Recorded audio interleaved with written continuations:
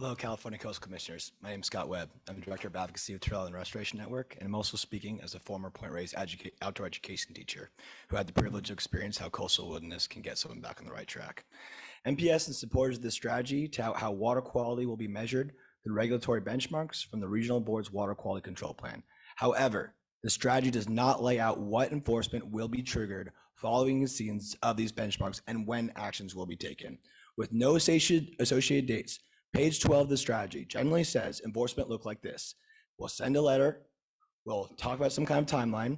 If the polluter does not do the corrective action, they get a chance to explain why they not take the action.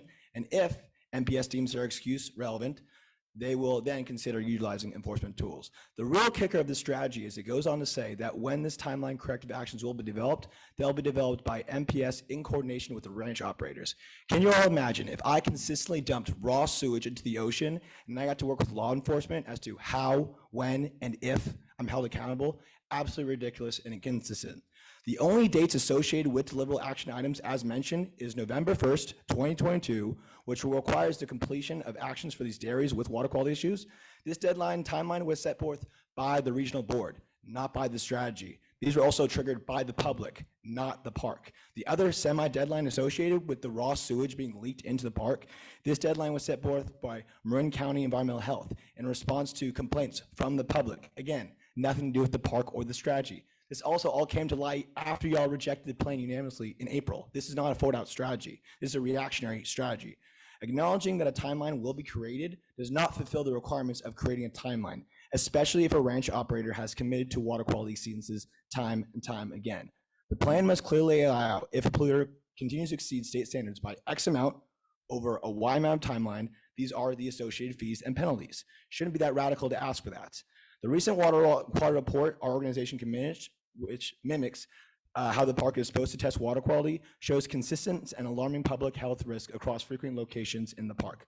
Coupled with the failing septics of raw sewage in the park, illegal dump in National Park, ranchers bulldozing federally listed and state endangered Coe Salmon Park, and consistent water quality exceedances of prior water quality testing, private industry will continue to pollute in the coastal zone until this strategy lays out explicitly, black and white, not vaguely, how these folks will be held accountable.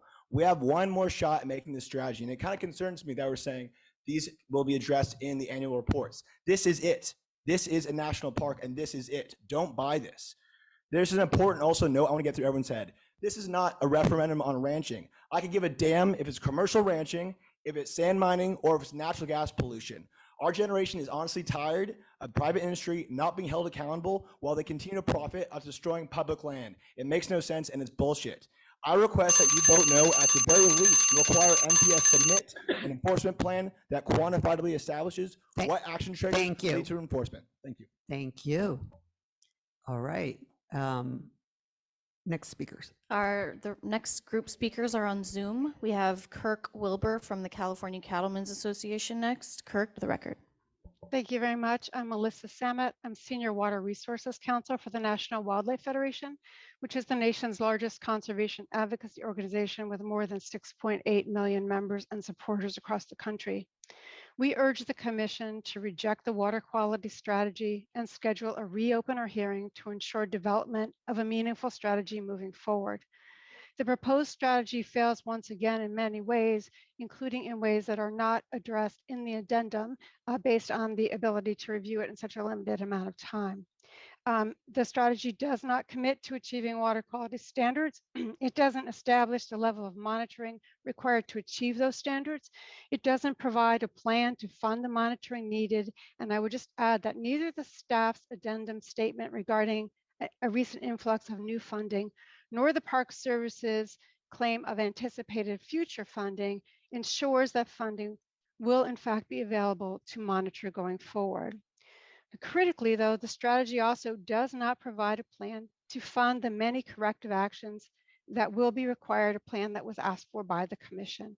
And it does not establish a mandatory enforcement mechanism to ensure that those corrective actions will in fact be carried out. Instead, the strategy states that the leases include enforcement tools that, quote, could, end quote, not will, but could be utilized.